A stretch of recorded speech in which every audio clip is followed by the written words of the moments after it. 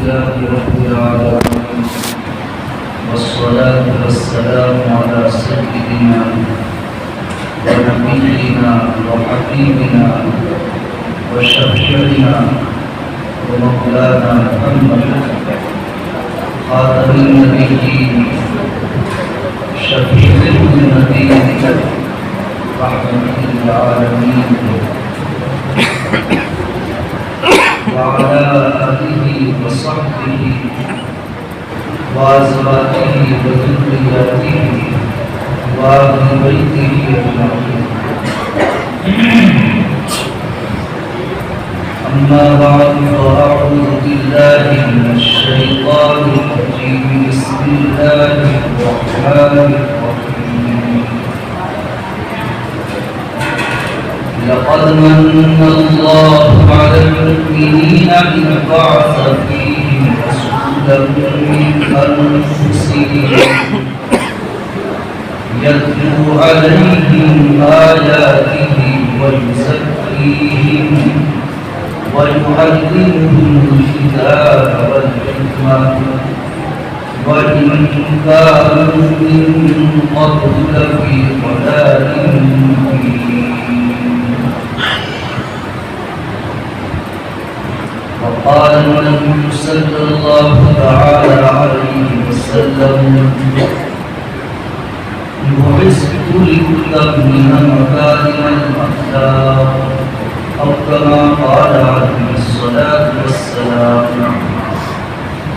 صدق الله مولانا العلي العظيم وصدق رسوله النبي الكريم ونحن على ذلك لمن الشاهدين والشاكرين والحمد لله رب العالمين.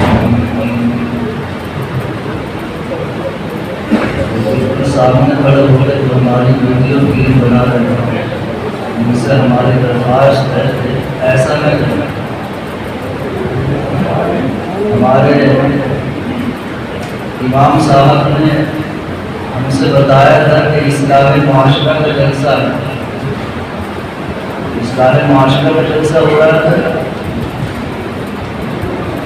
اصلاح معاشرہ کے جلسے میں جو ایک ناجائز کام ہے اور غلط کام ہے وہ بالکل برسر عام کیا جائے. میرے بزرگوں دوستوں، حقیقت یہ ہے کہ ہم لوگوں کے دلوں سے جو گناہوں کی برائی ہے وہ ختم ہو چکی ہے. بعض گناہ ایسے ہوتے ہیں کہ ان کو اتنا رواج دیا جاتا ہے کہ چاہے کہیں بھی مجلس کے اندر برسر عام اس کام کو کیا جائے چونکہ دلوں سے اس کی برائی نکل چکی ہے تو کوئی محسوس ہی نہیں کرتا، احساس ہی نہیں ہوتا کہ یہ کیا ہو رہا ہے.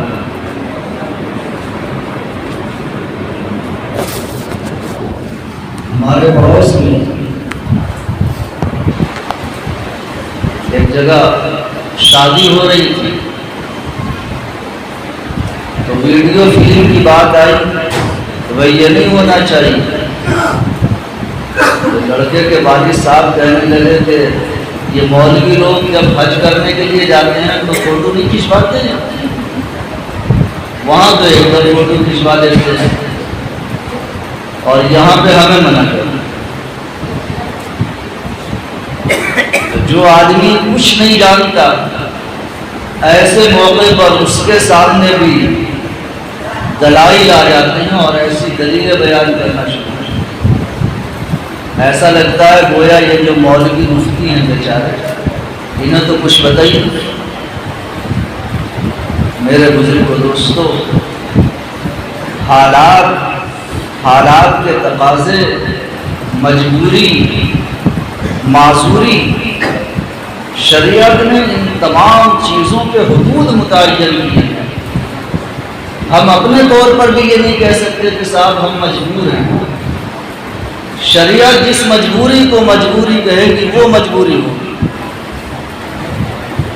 ایک آدمی اگر ہلکا سا سر میں درد ہونے لگے وہ کہے کہ صاحب میں بیٹھ کے پڑھوں گا نماز، جب میں لیٹ کے پڑھوں گا. میں نے تو بہت بڑے مولانا کو دیکھا کہ وہ صاحب لیٹ کے نماز پڑھ رہے تھے. تو مجبوری ہے، مجبوری میں لیٹ کے بھی نماز پڑھ سکتے ہیں. تو یہ اس کا اپنا متعین کیا ہوا ضابطہ نہیں چلے گا. عام بات نہیں ہے کہ ہر مجبوری میں لیٹ کر نماز ہو جائے. ایک مجبوری ایسی ہے کہ اس میں کھڑے ہو کر پڑھنا ہی ضروری ہے. ایک مجبوری ایسی ہے کہ اس میں بیٹھ کر نماز ادا ہو سکتی ہے. ایک مجبوری ایسی ہے کہ اس میں لیٹ کر کے پڑھنا ضروری ہے. بہرحال یہ میں نے اس لیے عرض کیا کہ یہ جو ویڈیو فلم کی نحوست ہے، نہ مسجد دیکھتے ہیں اور نہ دین کی مجلس دیکھتے ہیں، نہ کسی جگہ کا اور نہ کسی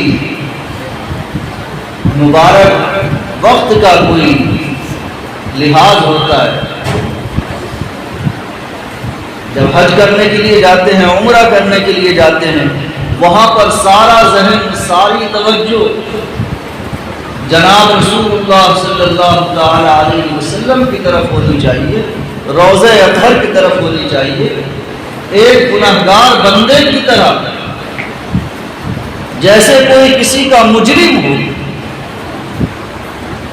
اشکبار آنکھوں کے ساتھ میں جناب رسول اللہ صلی اللہ علیہ وسلم کی بارگاہ میں اس غلام کو حاضری دینی چاہیے. لیکن جب یہ عادت پڑی ہوئی ہوتی ہے، آدمی سلام پڑھنے کے لیے جاتا ہے، روضہ اطہر کی جانب چل رہا ہے، اور بجائے اس کے کہ اس کے دل کے اندر جناب رسول اللہ صلی اللہ علیہ وسلم کی محبت ہو، ادب ہو، احترام ہو، دل کے اندر خوف ہو، خشیت ہو، عاجزی ہو، انکساری ہو، بڑے دھڑلے کے ساتھ وہ اپنے ہاتھ میں موبائل لیے ہوئے ہوتا ہے اور سب کی ویڈیو بنا رہا ہوتا ہے. ایسی حاضری کیا قبول ہو جائے گی؟ معلوم ہے آقا مدنی جناب رسول اللہ صلی اللہ علیہ وسلم نے ارشاد فرمایا، ان اشد الناس عذابا یوم القیامۃ المصورون، او کما قال علیہ الصلوۃ والسلام، کل قیامت کے دن سب سے زیادہ سخت عذاب جن لوگوں کو دیا جائے گا اللہ تعالیٰ کے یہاں وہ تصویر کھینچنے والے، جو نبی اپنی امت کو یہ ہدایت دے رہا ہو کہ اللہ کے عذاب سے ڈرو، اللہ کے خوف سے ڈرو، اللہ کے قہر سے خوف کھاؤ. کل اللہ تعالیٰ کے یہاں اس تصویر کشی کے بنا پر تمہیں اتنا سخت عذاب دیا جائے گا. خود جناب رسول اللہ صلی اللہ علیہ وسلم جہاں پر آرام فرما، ہم سلام کرتے ہیں تو آپ جواب مرحمت فرماتے ہیں، اس جگہ میں آپ کا یہ امتی نبی پاک علیہ الصلوۃ والسلام کا ادب اور لحاظ کیے بغیر اگر یہ تصویر کشی کرے گا، نبی پاک علیہ الصلوۃ والسلام کو کس قدر تکلیف ہوگی. وہاں پر بھی یہ سب کام ہو جاتا ہے.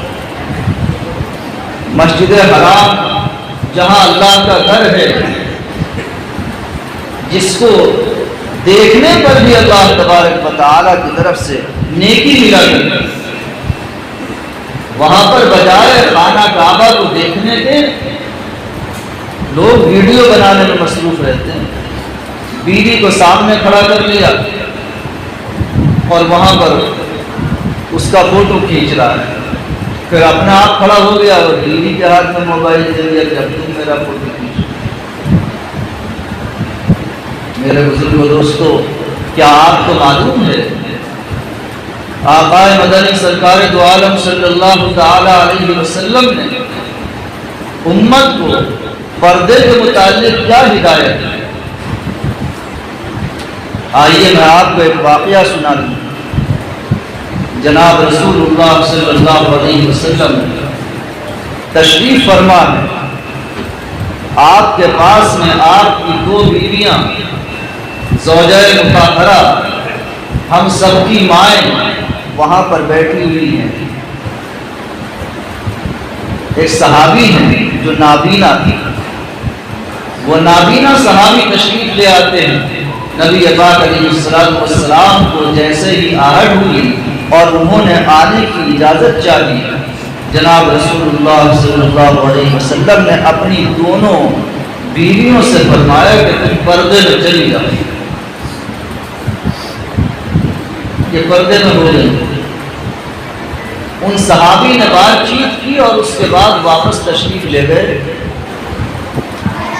یہ دونوں بیویاں سامنے آئیں اور عرض کیا، اے اللہ کے نبی صلی اللہ علیہ وسلم، ہمارے سر پہ تاج.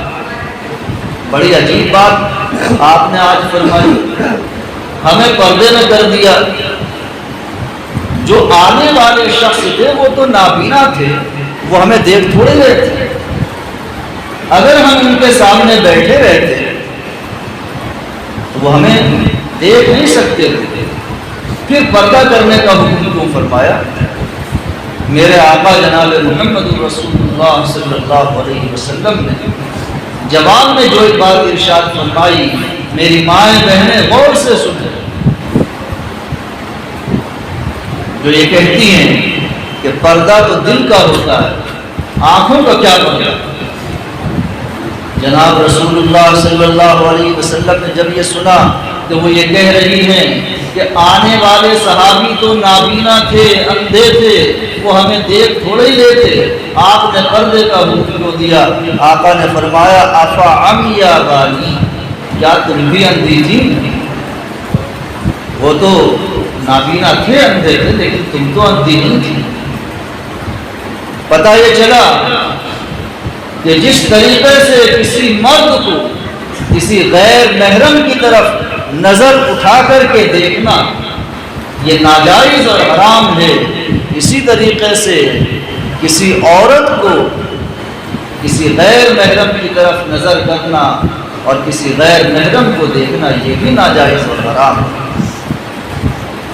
میرے بھائیو، بزرگوں، دوستو، میری ماؤں بہنوں، ذرا تصور تو کرو، خیال تو کرو.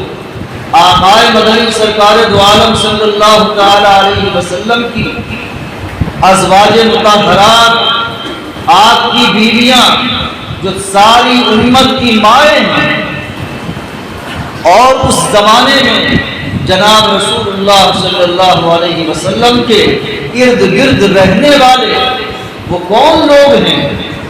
وہ حضرات صحابہ اکرام رضوان اللہ تعالی علیہ اجمعین ہیں، جن کے بارے میں اللہ تبارک و تعالی اپنے پاک کلام کے اندر گارنٹی دیتا ہے اور تمام لوگوں کے سامنے اعلان کرتا ہے کہ یہ کوئی عام جماعت نہیں ہے، یہ عام لوگ نہیں ہیں. اولئک حزب اللہ، یہ اللہ کا گروہ، اللہ کی جماعت. ان کے بارے میں اللہ تبارک و تعالی یہ فرماتا ہے، وَكَرَّهَ إِلَيْكُمُ الْكُفْرَ وَالْفُسُوقَ وَالْعِصْيَانَ. جس طریقے سے اگر آگ سامنے آ جائے تو تم اس کے اندر کود نہیں سکتے، آگ سے تمہیں ڈر لگتا ہے. کہیں پر اگر گندگی ہو، پاخانہ پڑا ہوا ہو، تمہاری طبیعت نفرت کرتی ہے اور کراہت کرتی ہے. لوگوں سنو، میرے محبوب جناب محمد رسول اللہ صلی اللہ علیہ وسلم کے ساتھی، میرے محبوب کے ساتھ میں رہنے والے یہ صحابہ، چاہے وہ ابو بکر ہوں، چاہے عمر ہوں، چاہے عثمان ہوں، اور چاہے علی ہوں، چاہے حسن ہوں، چاہے حسین ہوں، اور چاہے دیگر حضرات صحابہ اکرام رضوان اللہ تعالی علیہ اجمعین ہوں، سارے کے سارے صحابہ کے متعلق اللہ تبارک و تعالی فرماتا ہے، وَكَرَّهَ إِلَيْكُمُ الْكُفْرَ وَالْفُسُوقَ وَالْعِصْيَانَ. جس طریقے سے گندگی سے تمہیں کراہت ہوا کرتی ہے، میرے محبوب کے صحابہ کو اسی طریقے سے کفر سے نفرت ہوتی ہے، گناہوں سے نفرت ہوتی ہے، اللہ کی نافرمانیوں سے ان کو کراہت ہوا کرتی ہے. ان کی شان یہ نہیں ہے کہ وہ کسی اجنبی کے اوپر نظر ڈالیں، کسی اجنبی عورت کو دیکھیں، ایسا نہیں ہو سکتا۔ اور پھر اس سے آگے بڑھ کر کے آپ ذرا اندازہ لگاؤ کہ ایک طرف تو ایسے صحابہ ہیں کہ جن کے دلوں کے اندر نفرت ہے گناہوں سے، عام عورت کے اوپر بھی ان کے لیے نظر ڈالنا ممکن نہیں، اور دوسری طرف وہ کون عورتیں ہیں جو نبی کی بیویاں ہیں کہ اگر کوئی اپنی ماں کے ماں ہونے کا انکار کرے کہ یہ میری ماں نہیں ہے، گناہگار تو ضرور ہوگا لیکن کافر نہیں ہوگا، دائرہ ایمان سے خارج نہیں ہوگا۔ لیکن مسلمانوں، آپ کو معلوم ہے اگر نبی کی بیویوں میں سے کسی ایک کے ماں ہونے کا میں انکار کروں، آپ انکار کریں، بڑے سے بڑا کوئی ولی انکار کرے، خدا کی قسم اللہ کے گھر کے اندر بیٹھ کر کے کہتا ہوں وہ آدمی گناہگار ہی نہیں بلکہ ایمان سے خارج ہو جائے۔ اس وجہ سے کہ جس کے پیٹ سے ہم پیدا ہوئے یقیناً وہ ہماری ماں ہے اور اس کا مقام و مرتبہ بڑا اونچا ہے، بہت بلند ہے، لیکن اللہ نے یہ نہیں بتایا کہ یہ تمہاری ماں ہے، تمہیں اس کو ماں ماننا ضروری ہے۔ قربان جائیے جناب رسول اللہ صلی اللہ تعالی علیہ وسلم کی ازواج مطہرات کے مقام و مرتبے کے اوپر اللہ تبارک و تعالی فرماتا ہے وَأَزْوَاجُهُ أُمَّهَاتُهُمْ۔ لوگوں، معلوم ہے تمہیں میرا نبی کون ہے اور میرے نبی کی بیویاں تمہاری کیا لگتی ہیں؟ فرمایا کہ میرے نبی کی تمام بیویاں تمہاری ماں ہیں۔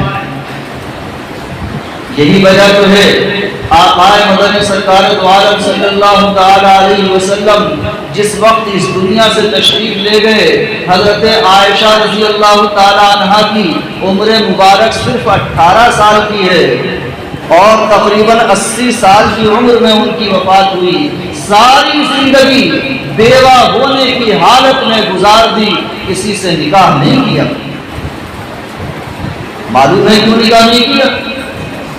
جس وقت آپ دنیا سے تشریف لے جا رہے ہیں، نبی پاک علیہ السلام کی 9 بیویاں ہیں، 9 بیویوں میں سے ایک نے بھی نبی پاک علیہ السلام کے دنیا سے تشریف لے جانے کے بعد، پردہ فرمانے کے بعد نکاح نہیں کیا۔ معلوم ہے مسلمانوں کیوں نہیں کیا؟ اس وجہ سے کہ امت میں سے جس کے ساتھ میں بھی ان کا نکاح کیا جائے گا وہ تو ان کا بیٹا ہے اور وہ اس کی ماں ہے، اپنی ماں کے ساتھ میں نکاح جائز نہیں ہوا کرتا۔ کیسے ہو جاتا ہے؟ بڑے سے بڑا صحابی چاہے کتنا ہی اولو العزم کیوں نہ ہو اور چاہے کتنا ہی اولو الرصیدہ کیوں نہ ہو، یہاں تک کہ نبی پاک علیہ السلام سے عمر میں بڑھا ہوا بھی ہے، لیکن وہ آپ کی بیوی کا بیٹا ہے، روحانی بیٹا ہے، اللہ تعالیٰ نے اس کو بیٹا مانا ہے اور نبی پاک علیہ السلام کی بیویوں کو اس کی ماں قرار دیا ہے، ماں کے ساتھ میں نکاح نہیں ہوا کرتا۔ ایک وجہ تو یہ ہے، اور ایک دوسری وجہ بھی بتا دوں جب بات آ ہی گئی، ہمارا عقیدہ یہ ہے کہ جس طریقے سے شہید اس دنیا سے جانے کے بعد جامِ شہادت نوش کر لینے کے بعد زندہ رہتا ہے، اور اللہ تبارک و تعالی نے ارشاد فرمایا وَلَا تَقُولُوا لِمَنْ يُقْتَلُ فِي سَبِيلِ اللَّهِ أَمْوَاتٌ بَلْ أَحْيَاءٌ وَلَكِنْ لَا تَشْعُرُونَ۔ لوگوں، جو آدمی اپنی جان کو اللہ تبارک و تعالی کی بارگاہ میں نذرانے کے طور پر پیش کر دے، یعنی راہ خدا میں وہ شہید ہو جائے، اسے تم مردہ مت کہنا، وہ مردہ نہیں بل احیاء، وہ زندہ ہے۔ جس طریقے سے شہید زندہ ہوتا ہے، اسی طریقے سے جتنے بھی انبیاء علیہ السلام ہیں، سارے کے سارے اس دنیا سے تشریف لے جانے کے بعد اپنی اپنی قبروں کے اندر حیات ہیں اور زندہ ہیں۔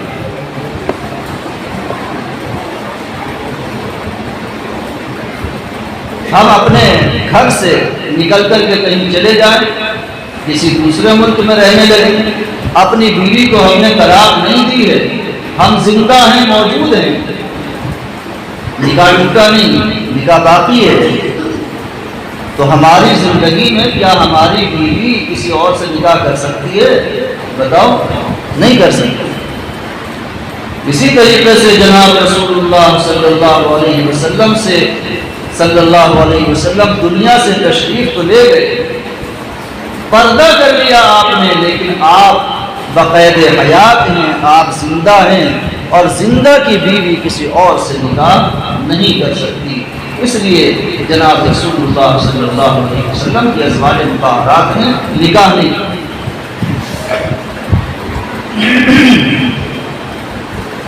میں بتانا یہ چاہتا ہوں کہ حضرات صحابہ کون ہیں؟ حضرات صحابہ کتنے اونچے درجے کے آدمی ہیں۔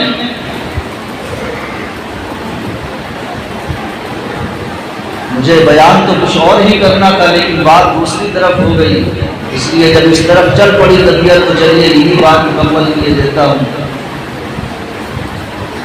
اللہ کے نبی صلی اللہ تعالی علیہ وسلم کا ایک ایک صحابی اتنا اولوالعزم ہے اور اتنا بڑے مرتبے والا ہے کہ جو چھوٹے سے چھوٹے درجے کا صحابی بھی ہے، بعد کا یعنی جو صحابی نہ ہو، چاہے وہ اپنے وقت کا اتنا ہی بڑا ولی ہو، قطب ہو، ابدال ہو، اوتاد ہو، بلکہ یوں کہا جائے تو زیادہ موزوں ہوگا کہ صحابہ کے علاوہ امت کے سارے ولیوں کو، سارے قطب ابدالوں کو ایک پلڑے میں رکھ دو، سارے صالحین کو ایک پلڑے میں رکھ دو، اور دوسرے پلڑے میں نبی پاک علیہ السلام کے اس صحابی کو رکھ دو کہ جس نے صرف ایک مرتبہ حالت ایمان میں جناب رسول اللہ صلی اللہ علیہ وسلم کی زیارت کر لی ہے۔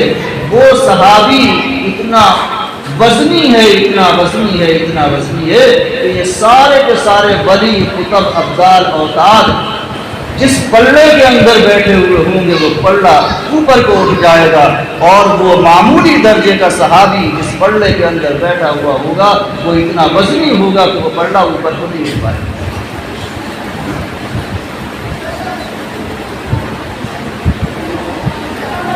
مہینہ چل رہا ہے ربیع الاول کا، آپ جانتے ہیں ربیع الاول کون سا مہینہ ہے؟ یہی تاریخیں تھیں اور یہی مبارک مہینہ تھا، یہی ایام چل رہے تھے کہ اللہ تبارک و تعالی نے سسکتی ہوئی انسانیت کے اوپر رحمت کی نظر فرمائی، اور اس ہستی کو، اس ذات گرامی کو اس دنیا کے اندر مبعوث فرمایا کہ جس کی وجہ سے اللہ تبارک و تعالی نے اس کائنات کو بنایا اور سجایا۔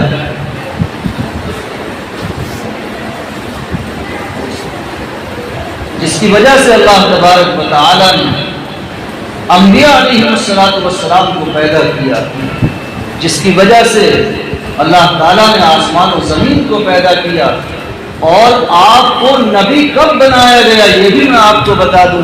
میرے آقا جناب محمد رسول اللہ صلی اللہ تعالی علیہ وسلم ارشاد فرماتے ہیں، کنت نبیا وآدم بین الماء والطین، مجھے اللہ تبارک و تعالی نے نبوت عطا فرما دی تھی، میں نبی بن چکا تھا، ابھی حضرت آدم علیہ السلام کا خمیر ہی تیار ہوا، آئے ہیں سب کے بعد میں، لیکن نبی ہیں سب سے پہلے، اسی لیے تو آپ سید الاولین والآخرین ہیں۔ میں یہ بتانا چاہتا ہوں کہ اگر جناب محمد رسول اللہ صلی اللہ تعالی علیہ وسلم کے مقام و مرتبے کو جاننا چاہتے ہو، جناب رسول اللہ صلی اللہ تعالی علیہ وسلم کا رتبہ کیا ہے، جناب رسول اللہ صلی اللہ علیہ وسلم کا درجہ کیا ہے، آپ کا مقام اور مرتبہ کیا ہے، تو پہلے صحابہ کے مرتبے کو تو دیکھ لو۔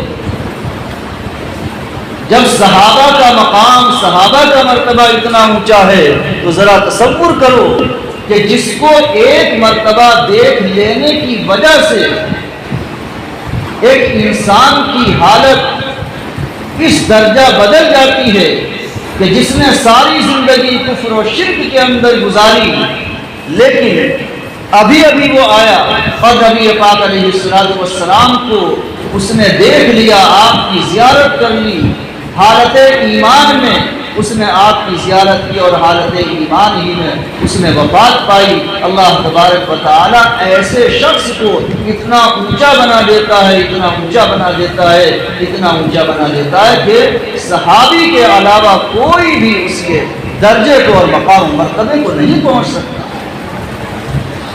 ارے جس کو دیکھنے کی وجہ سے اتنی فوقیت حاصل ہو جائے، اتنی عظمت مل جائے، اتنا بڑا مقام و مرتبہ ملے، خود اس ذات عالی کا کیا حال ہے۔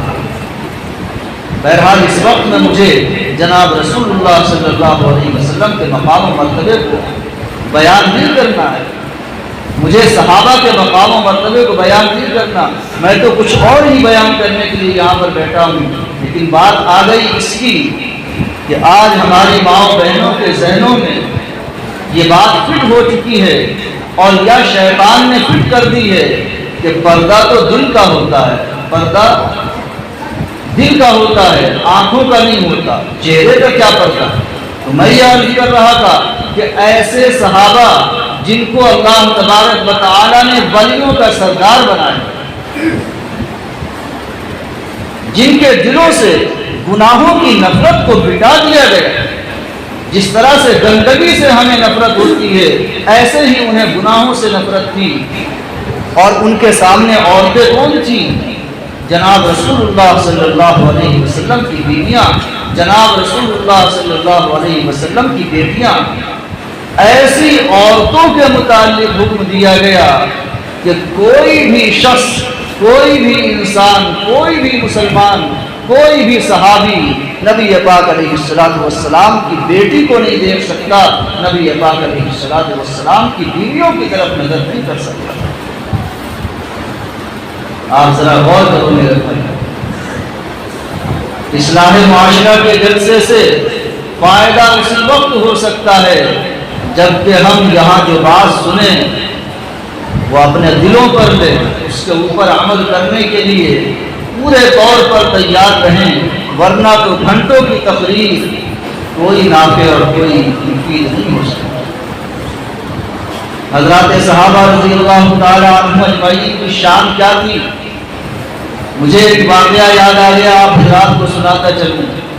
ایک صحابیہ جناب رسول اللہ صلی اللہ تعالی علیہ وسلم کی مسجد نبوی کے اندر آ کر کے حضور پاک علیہ السلام کے پیچھے نماز پڑھا کرتی اور آیا کرتی تھی دوسرے محلے سے۔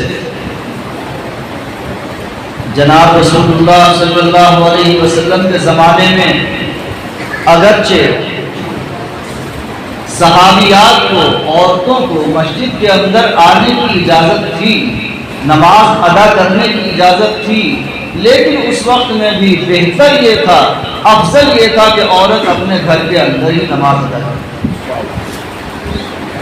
غور سے سنو میرے بھائیو، جناب رسول اللہ صلی اللہ علیہ وسلم کی خدمت میں آ کر کے آپ کے پیچھے نماز پڑھا کرتی تھی۔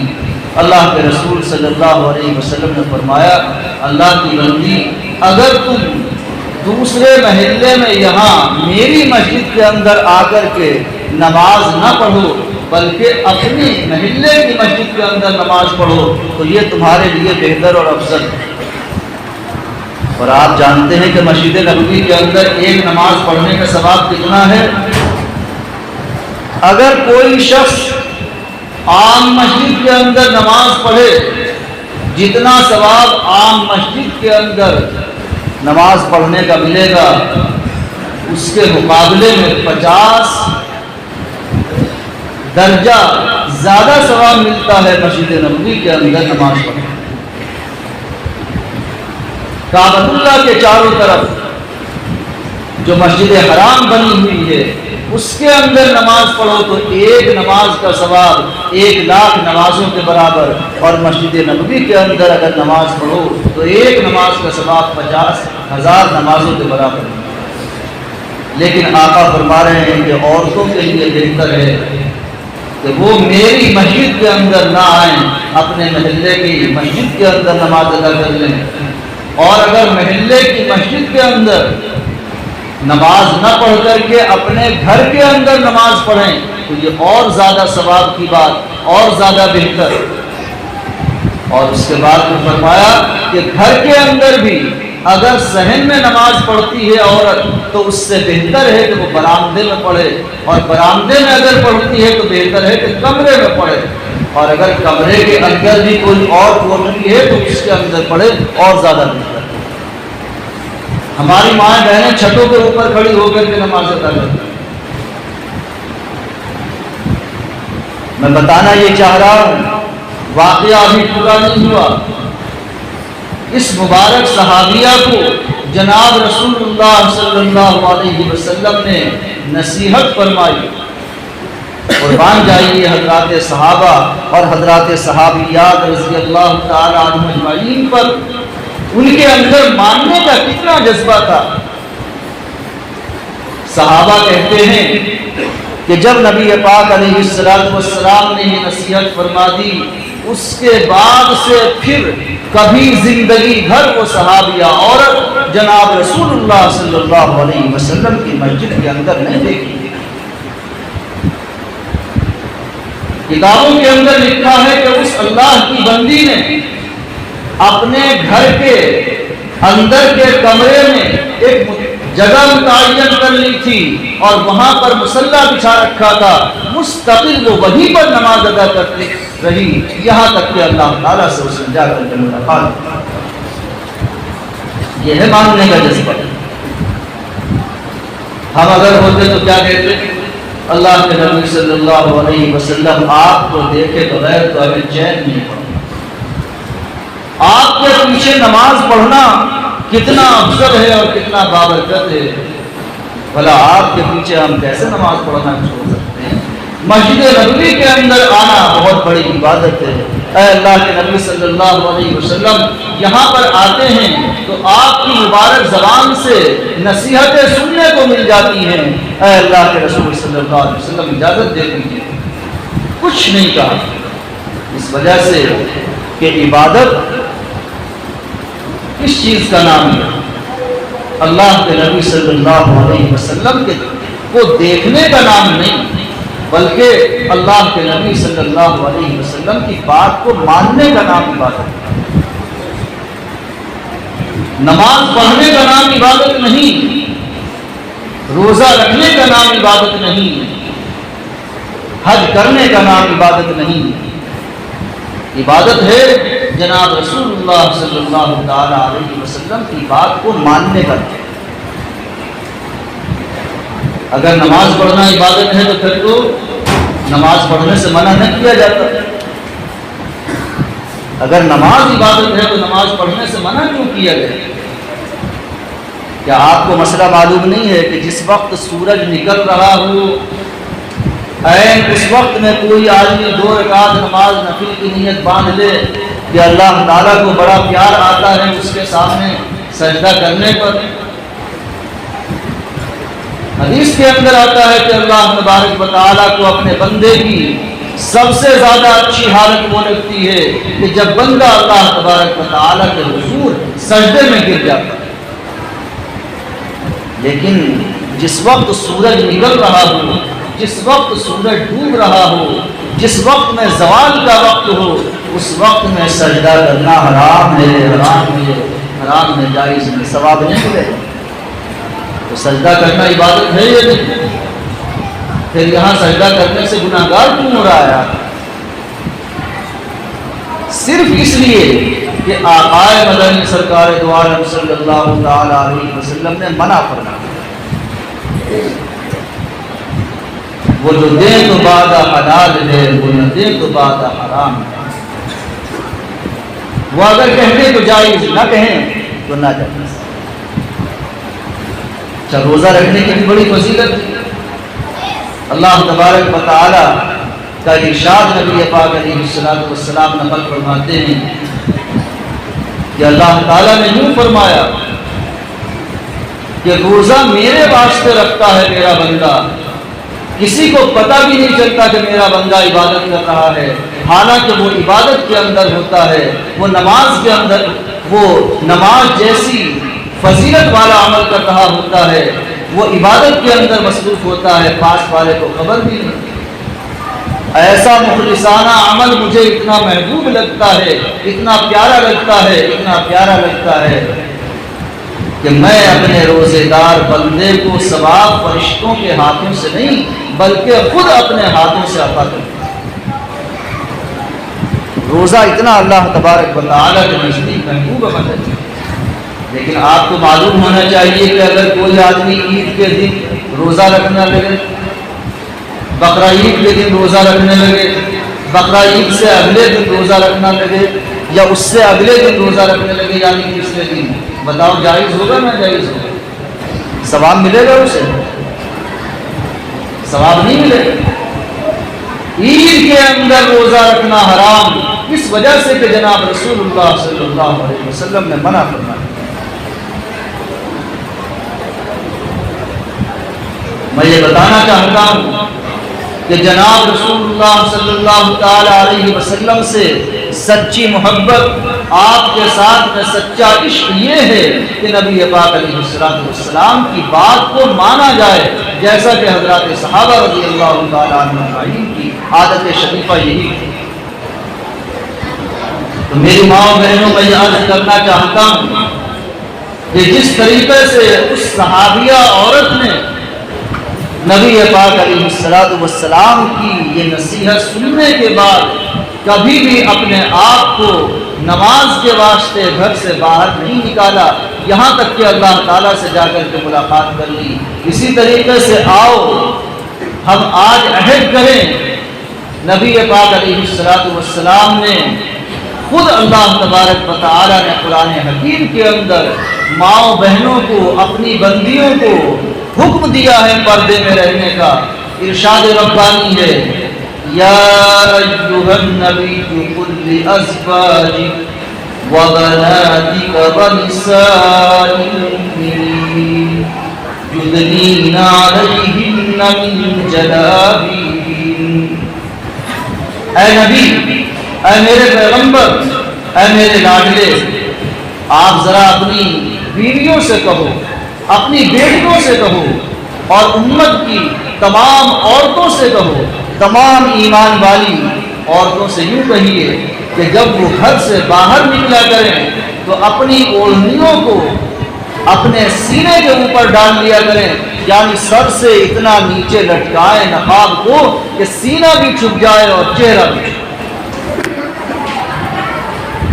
برقع ایسا زرق برق ہو اور اتنا فیشنیبل ہو کہ اتنے اچھے تو اندر کپڑے بھی نہیں ہیں، جتنا خوبصورت برقع بنا رکھا ہے کہ ہر آدمی کی نظر برقعے کے اوپر جاتی ہے، اور پھر آدمی تصور کرنے میں مبتلا ہو جاتا ہے کہ جب برقع اتنا خوبصورت ہے، دل ڈول اتنا اچھا ہے، تو اس کے اندر چھپی ہوئی یہ عورت کتنی خوبصورت ہے۔ میرے بزرگوں، دوستوں، میری ماں بہنوں، ذرا تصور کرو اور خیال کرو، پوری امت کی جو سب سے بہترین اور سب سے افضل عورتیں ہیں حضرات صحابیات رضی اللہ تعالی عنہن کا کوئی عورت مقابلہ نہیں کر سکتی، ان کو حکم دیا جا رہا ہے کہ بغیر پردے کے تم باہر نہیں نکل سکتے۔ اور اگر تمہیں چلنا ہے تو اپنی نظروں کو جھکا کر کے چلو۔ ایک طرف ایمان والے مردوں کو حکم دیا گیا، قل للمؤمنین یغضوا من ابصارہم، لوگوں اپنی نظروں کو جھکا لیا کرو۔ دوسری طرف عورتوں کو الگ حکم دیا گیا، قل للمؤمنات یغضضن من ابصارہن، اپنی نظروں کو جھکا کر کے چلا کرو۔ ادھر بھی دیکھ رہے ہیں، ادھر بھی دیکھ رہے ہیں، سامنے بھی دیکھ رہے ہیں۔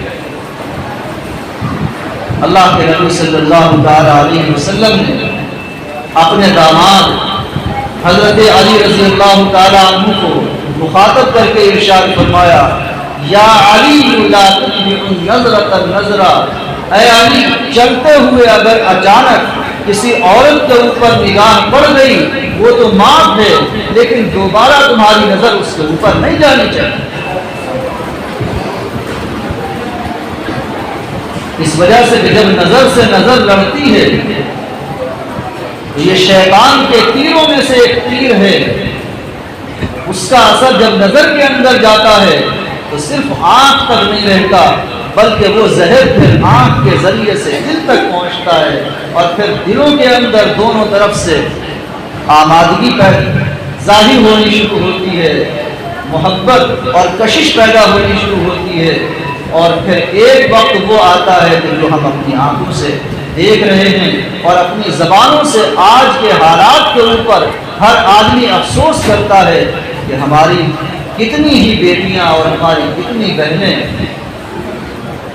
اپنوں کے ساتھ ہی نہیں بلکہ غیروں کے ساتھ میں، ایسے لوگوں کے ساتھ میں، ایسے نوجوانوں کے ساتھ میں کہ جن کی برادری کا اگر نام لیا جائے تو آدمی کو گھن آتی ہے، ان کے ساتھ میں جا رہی ہیں۔ کبھی ہم نے غور کیا کہ اس کی وجہ کیا ہے؟ اس کی وجہ جناب رسول اللہ صلی اللہ تعالی علیہ وسلم کی اس تعلیم کو چھوڑ دینا ہے۔ ہم میں سے ہر آدمی یہ طے کرے، عہد کرے اللہ کے گھر کے اندر بیٹھ کر کہ یہ ربیع الاول کا مبارک مہینہ، جس مبارک مہینے کے اندر اللہ تبارک و تعالی نے سب سے بڑے ہادی کو، سب سے بڑے رہنما کو، سب سے بڑے رہبر کو، یعنی ہمارے آقا و مولا جناب محمد رسول اللہ صلی اللہ تعالی علیہ وسلم کو قیامت تک کے آنے والے تمام انسانوں کی ہدایت کے لیے دنیا کے اندر بھیجا ہے۔ آئیے ہم عہد کرتے ہیں کہ اس ہادی کے ساتھ میں ہم سچی محبت اور سچی عقیدت اور سچے پیار اور سچے عشق کا اس طرح سے اظہار کریں گے کہ چاہے ساری دنیا کسی طرح سے بھی چل رہی ہو، اور ساری دنیا چاہے کسی کی بھی تہذیب کو اور کسی کے بھی تمدن کو اختیار کر رہی ہو، لیکن ہم اس تہذیب کو اختیار کریں گے، ہم اس کلچر کو اختیار کریں گے، ہم اس تمدن کو اختیار کریں گے جو ہمارے آقا جناب محمد رسول اللہ صلی اللہ تعالی علیہ وسلم نے ہمیں عطا کی۔ بڑی عجیب بات ہو گئی، ہم دوسروں کے پیچھے چلنے کو فخر سمجھتے ہیں، امریکہ کی نقالی کرتے ہیں، یورپ والوں کی نقالی کرتے ہیں کہ صاحب یہ تو دقیانوسی نظام ہے، یہ تو پرانی باتیں ہیں کہ آدمی الگ کھائے گا، عورت الگ کھائے گی، لڑکا الگ پڑھے گا، لڑکی الگ پڑھے گی، یہ تو دقیانوسی اور پاگل پن کی بات ہے۔ دنیا ترقی کر رہی ہے، آگے بڑھ رہی ہے، اور ہم پیچھے ہو جائیں۔ اس لیے جہاں ایک نوجوان لڑکا بیٹھ کر کے پڑھ رہا ہے وہیں پر نوجوان لڑکی بھی پڑھے گی، اور جب شادی ہوگی تو اس کے اندر کوئی امتیاز نہیں ہوگا، مرد بھی ہیں عورتیں بھی ہیں۔ اور ایسے موقع پر تو ہماری مائیں بہنیں میک اپ کر کے جاتی ہیں یا نہیں جاتی؟ بغیر میک اپ کے بھی آدمی اگر عورت کو دیکھتا ہے، جناب رسول اللہ صلی اللہ تعالی علیہ وسلم کی سچی زبان سے نکلی ہوئی سچی بات آپ حضرات کو سنا رہا ہوں۔ میرے آقا نے ارشاد فرمایا کہ جب عورت گھر سے باہر نکلتی ہے، استشرفہ الشیطان، استشرفہ الشیطان، کہ شیطان اس کو گھورتا ہے۔ اور شیطان کے گھورنے کا مطلب یہ ہے کہ وہ لوگوں کو اکساتا ہے اور لوگ گھور گھور کر کے اس کی طرف کو دیکھتے ہیں۔ اور جہاں مستقل پورے میک اپ کے ساتھ میں کوئی عورت موجود ہو اور وہاں پر مرد بھی موجود ہو، کیا وہاں پر شیطان اسے نہیں گھورے گا اور لوگ اس کو للچائی ہوئی نظروں سے نہیں دیکھیں گے؟ لیکن ہماری مائیں بہنیں کہتی ہیں کہ صاحب پردہ تو دل کا ہوتا ہے، ہمارا دل بڑا پاک صاف ہے۔ کیا صحابیات سے زیادہ پاک دل ہوگی؟ حضرت فاطمہ رضی اللہ تعالی عنہا سے زیادہ پاکیزہ دل والی کوئی عورت ہو سکتی ہے؟ عائشہ اور حفصہ سے زیادہ رضی اللہ تعالی عنہما، ان کے دل سے زیادہ پاکیزہ دل والی کوئی اپنے وقت کی بڑے سے بڑی ولیہ عورت بھی ہو سکتی ہے؟ جب اپنے وقت کی بڑے سے بڑی ولی عورت بھی حضرت فاطمہ، حضرت عائشہ، حضرت حفصہ اور تمام ازواج مطہرات، تمام صحابیات میں سے کسی بھی ایک سے بڑھ کر کے نہیں ہو سکتی، تو ایک عام عورت کے دل کو بھلا ان کے دل سے کیا نسبت ہو سکتی؟ بات لمبی ہوتی چلی جا رہی ہے، میں صرف یہ عرض کرنا چاہتا ہوں کہ اگر آپ نے اصلاح معاشرہ کا جلسہ کیا ہے تو یہاں سے نبی پاک علیہ السلام کی تعلیمات کو سننے کے ساتھ ساتھ اپنے پلے سے باندھ کر کے، گرہ لگا کر کے کہ کبھی بھی نہ کھلے، اور جس طرح سے اس صحابیہ عورت نے اللہ تعالیٰ سے ملاقات کر لی اور کبھی بھی نبی پاک علیہ السلام کی نصیحت کے خلاف نہیں کیا، ایسے ہی ہمیں بھی یہاں سے عہد کر کے اٹھنا۔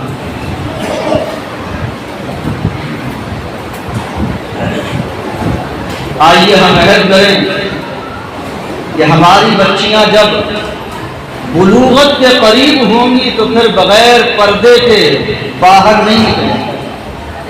اور ایک بات اور میرے ذہن میں آ رہی ہے، وہ بھی آپ کو بتاتا چلوں، یہ جو پردہ ہے نا، یہ صرف اسلام ہی کی طرف سے نہیں ہے، بلکہ اللہ تبارک و تعالی نے جس عورت کے اندر بھی حیا رکھی ہے، اگر معمولی سی بھی حیا ہوگی تو وہ ضرور پردہ کرے۔ انسان کی فطرت کے اندر حیا بھی ہے، انسان کی فطرت کے اندر پردہ بھی ہے۔ اگر کسی کی فطرت ہی انسان والی نہ ہو بلکہ جانوروں والی ہو تو اس کے متعلق تو کچھ نہیں کہا جا سکتا، ورنہ تو آپ دیکھیں کہ جو مسلمان نہیں ہیں، غیر مسلم عورتیں ہیں، ہماری ماں بہنیں ہیں، ان کو بھی آپ دیکھتے ہوں گے کہ جو پرانے زمانے کی ہیں، چاہے انہوں نے ساڑی باندھ رکھی ہے لیکن ان کے چہرے کو اوپر گھونگھٹ ہوتا ہے یا نہیں ہوتا، چاہے وہ کسی بھی مذہب سے تعلق رکھنے والے۔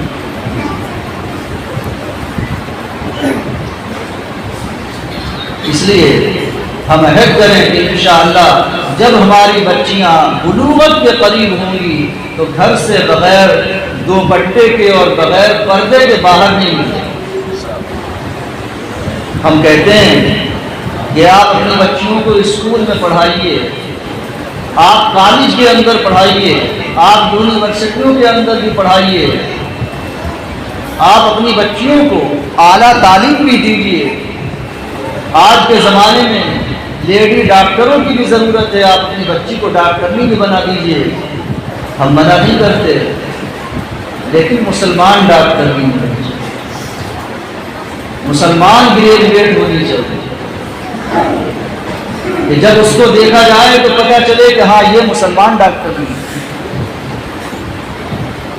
بچپن ہی سے اس کو ایمان کی گھٹی ایسی پلاؤ، بچپن ہی سے اسے عائشہ اور حفصہ سے ایسی محبت سکھاؤ، بچپن ہی سے اس کے دل کے اندر حضرت فاطمہ رضی اللہ تعالی عنہا کا عشق ایسا اتار دو کہ حضرت فاطمہ رضی اللہ تعالی عنہا نے یہ وصیت فرمائی تھی کہ جب میرا انتقال ہو جائے تو رات کے وقت میں اندھیرے میں مجھے دفن کرنا تاکہ کوئی میرے مرنے کے بعد میرے جسم و جثے کو نہ دیکھ سکے کہ فاطمہ کتنی لمبی چوڑی اور کتنی موٹی۔ اللہ اکبر، جس فاطمہ کو ہم ماننے والے ہیں وہ تو اپنے مرنے کے بعد بھی اپنے جسم و جثے کو، چہرے کو نہیں، جسم و جثے کو کسی کے سامنے ظاہر ہونے کو معیوب سمجھتی ہو، ناگوار سمجھتی ہو، اور اس فاطمہ کے نقش قدم پر چلنے کا دعویٰ کرنے والی ہماری مائیں بہنیں اپنے آپ کو پورے فیشن کے ساتھ لوگوں کے سامنے پیش کر کے دعوت نظارہ دیتی ہوں، کتنا بڑا فرق ہے۔ اس لیے میں عرض کر رہا ہوں کہ چاہے کچھ بھی بنوں لیکن سب سے پہلے ہماری بچیوں کے اندر اسلام آنا چاہیے۔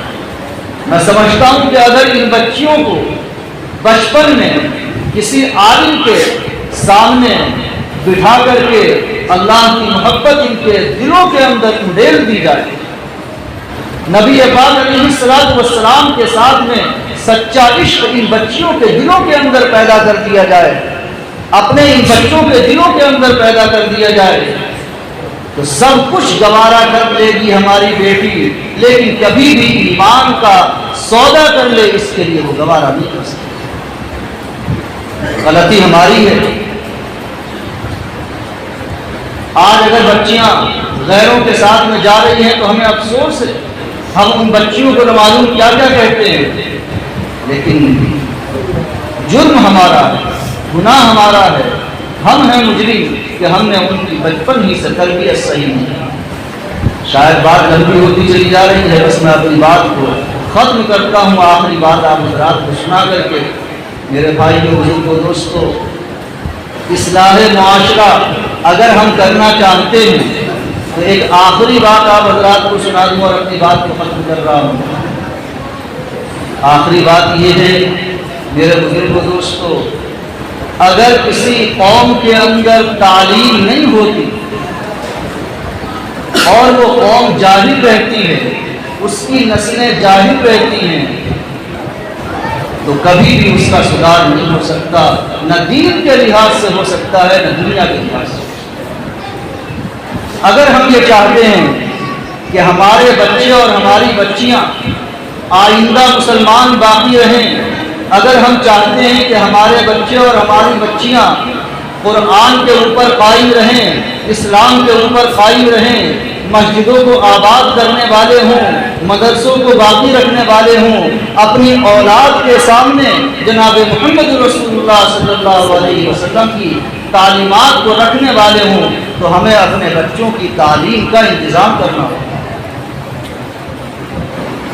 آپ کسی بھی اسکول کے اندر اپنے بچوں کو بھیجو، لیکن سب سے پہلے جب وہ بولنا سیکھے، سب سے پہلا مدرسہ ماں کی گود ہوتی ہے، ماں اس کو اللہ اللہ سکھائے، لا الہ الا اللہ محمد الرسول اللہ صلی اللہ علیہ وسلم سکھائے، اور جب وہ اس قابل ہو جائے کہ وہ استاذ کے سامنے بیٹھ کر کے اعوذ باللہ بسم اللہ پڑھ سکتا ہے، تو ہم اپنے بچے کو نہلا دھلا کر کے، صاف ستھرا کر کے اور پوری عظمت اور عقیدت کے ساتھ میں اپنی مسجد کے امام صاحب کے پاس لے کر کے جاتے ہیں۔ لیکن مجھے افسوس کے ساتھ میں کہنا پڑتا ہے کہ اگر اللہ تعالیٰ ذرا سا ہمیں پیسہ دے دے اور ذرا سی ہماری حالت اچھی ہو جائے، معاف کرنا سب تو ایسے نہیں ہوتے، لیکن اکثریت جو میں اپنے مشاہدے کے مطابق اور اپنے تجربے کے مطابق دیکھ رہا ہوں وہ یہ ہے کہ پھر امام کو تو ہم اپنی نظر میں لاتے ہی، پھر ہم کیا سوچتے ہیں کہ امام صاحب کی کیا حیثیت ہے، چٹائی پر بیٹھنے والے،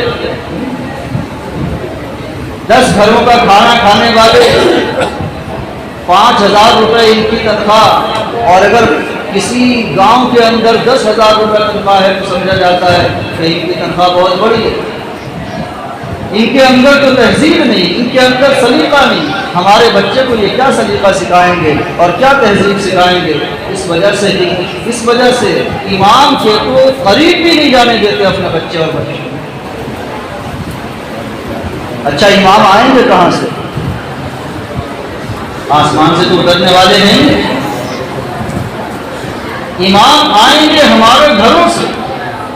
یہ جو ہمارے چھوٹے چھوٹے بچے ہیں، جب آپ ان کو مکتب کے اندر بھیجو گے، جب آپ ان کو مدرسوں کے اندر بھیجو گے، یہی تو حافظ بنیں گے، یہی تو عالم بنیں گے، یہی تو مفتی بنیں گے۔ اور جب ہم نے ان کو مدرسہ اور مسجد سے بالکل دور رکھا، امام سے دور رکھا، عالم سے دور رکھا، مفتی سے دور رکھا، مدرسے سے دور رکھا، مکتب سے دور رکھا، تو امام کہاں سے لوگے؟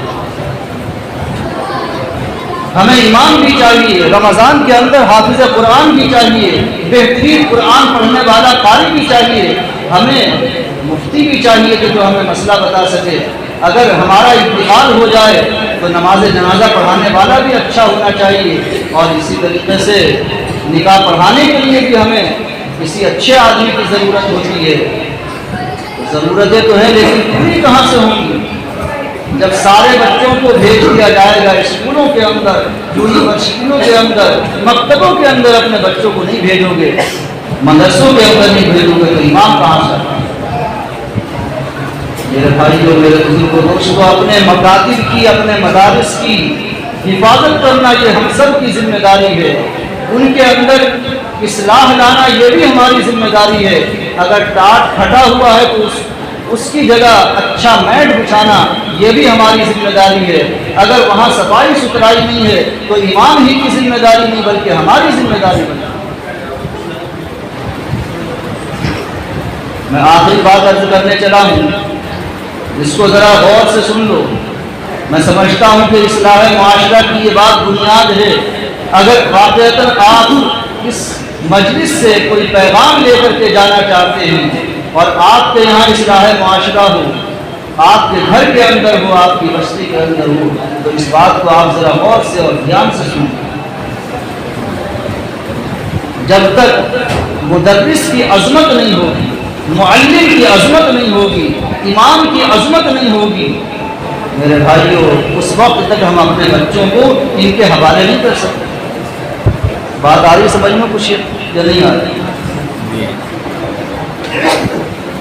اللہ ماشاء اللہ، ورنہ تو ہر شہر، ہر بستی، ہر گاؤں، ہر دیہات، ہر مسجد کا یہ حال ہے کہ امام کو لوگ کہنا بھی چاہیے اپنا غلام سمجھ، معمولی بات پر ناراضگی ہو جاتی ہے اور اس کے پیچھے نماز پڑھنا چھوڑ دیا جاتا ہے۔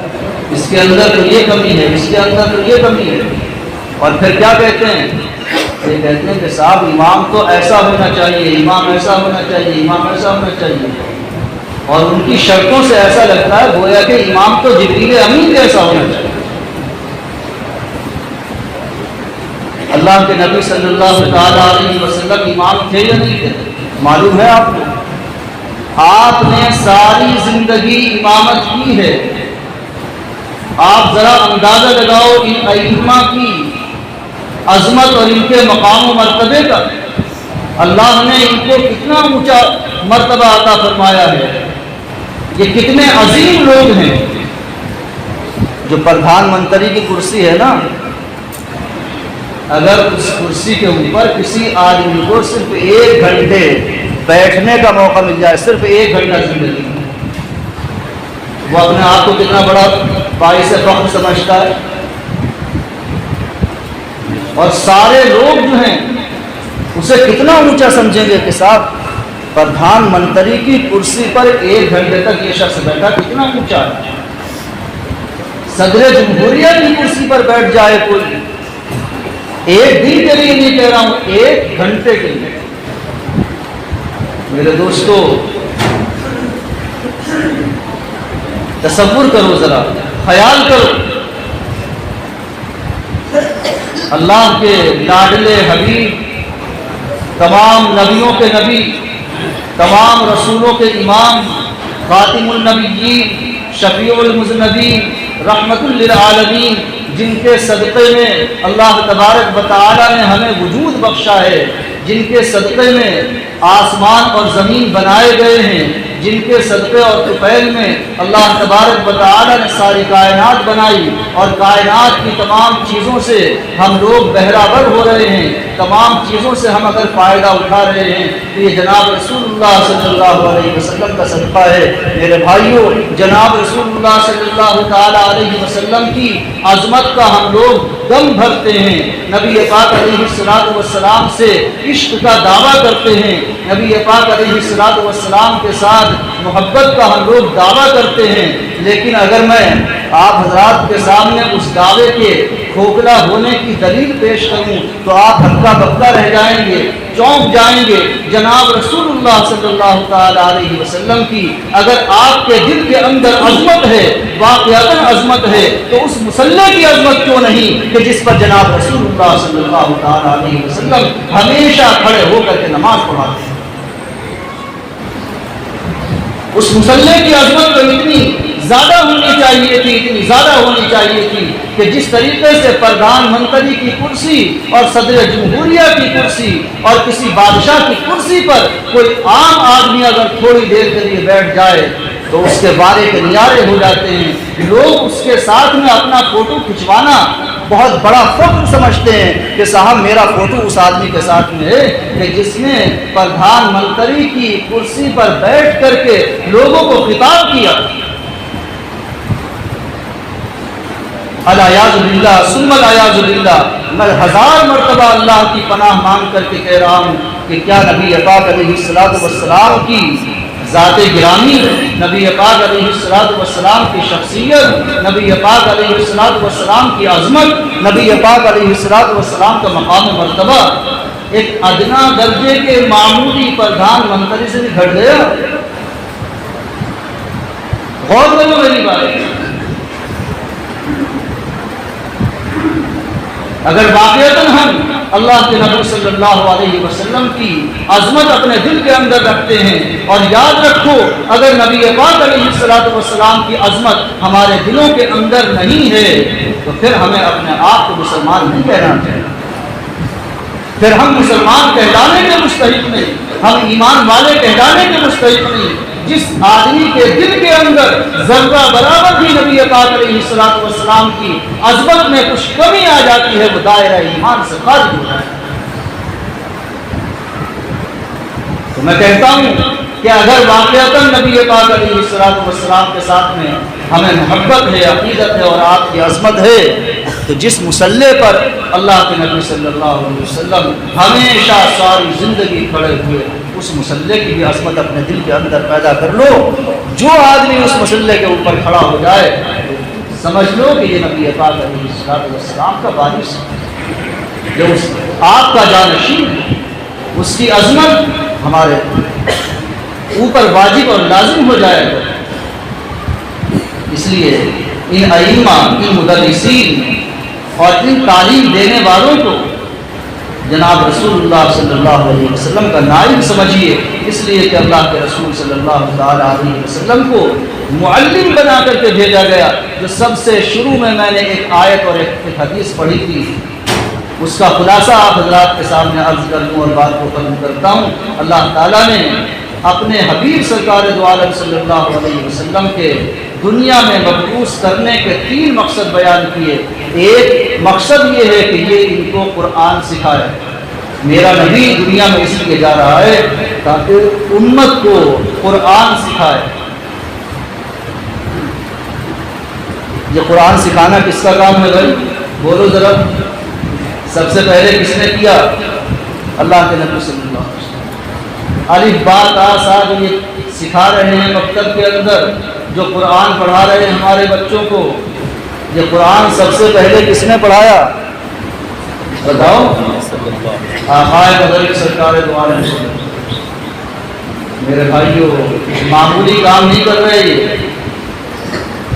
ان کی عظمت دل کے اندر رکھنی پڑے۔ وہ کام کر رہے ہیں جو جناب رسول اللہ صلی اللہ علیہ وسلم، اسی لیے تو فرمایا آقا نے خیرکم من تعلم القرآن وعلمہ، تم میں سب سے بہترین وہ ہے جو قرآن کو سیکھے اور سکھائے۔ دوسرا کام فرمایا کہ میرے نبی کا کام یہ ہوگا ساری زندگی کہ یہ تعلیم دے، صرف قرآن کے الفاظ سکھا دے اتنا نہیں، بلکہ قرآن کے اندر کیا ہے وہ بھی سکھایا جائے۔ جو بڑے عالم ہوتے ہیں، محدث ہوتے ہیں، مفسر ہوتے ہیں، قرآن کی تفسیر پڑھائی جاتی ہے، حدیث پڑھائی جاتی ہے، وہ بھی سارے کے سارے یہی کام کر رہے ہیں جو جناب رسول اللہ صلی اللہ علیہ وسلم۔ تیسرا کام فرمایا وَيُزَكِّيهِمْ، جو دلوں کے اندر برائیاں ہیں، دلوں کے اندر نقص ہے، دلوں کے اندر کمیاں ہیں، مثلا بغض ہے، کینہ ہے، حسد ہے، برے اخلاق ہیں، ان برے اخلاق سے لوگوں کو پاکیزہ بنائے گا۔ میرا نبی اس لیے دنیا کے اندر جا رہا ہے۔ نبی پاک علیہ السلام نے فرمایا بُعِثْتُ لِأُتَمِّمَ مَكَارِمَ الْأَخْلَاقِ، مجھے دنیا کے اندر اس لیے بھیجا گیا تاکہ اچھے اخلاق کو مکمل کر دوں۔ میرے بھائیو یہ تمام کام یہ علماء، یہ حفاظ، یہ مشائخ، یہ بزرگان دین یہ انجام دے رہے ہیں۔ ان کی عظمت ہمارے دلوں کے اندر ہوگی تو انشاءاللہ ہم ان سے جڑ کر کے رہیں گے، اپنے بچوں کو ان کے قریب لگائیں گے، اور اس کا فائدہ یہ ہوگا کہ انشاءاللہ دنیا کے اندر بھی اور آخرت کے اندر بھی ہمیں سرخروئی حاصل ہوگی، ہمارے بچوں کو بھی سرخروئی حاصل ہوگی، اور آنے والا جو مستقبل ہے اس مستقبل میں اگر ہم اسلام کو زندہ دیکھنا چاہتے ہیں، اپنی نسلوں کے اندر ایمان کو دیکھنا چاہتے ہیں، قرآن کو دیکھنا چاہتے ہیں، تو ان مدارس سے جڑیے، ان مکاتب سے جڑیے، اپنے مشائخ کی، اپنے علماء کی، اپنے حفاظ کی، اپنے ائمہ کی اپنے دلوں کے اندر قدر کی پیدا کیجیے، اور اپنے بچوں کو دین کے ساتھ میں جوڑنے کی کوشش کیجیے۔ اللہ تبارک و تعالی مجھے بھی آپ حضرات کو بھی عمل کی توفیق عطا فرمائے۔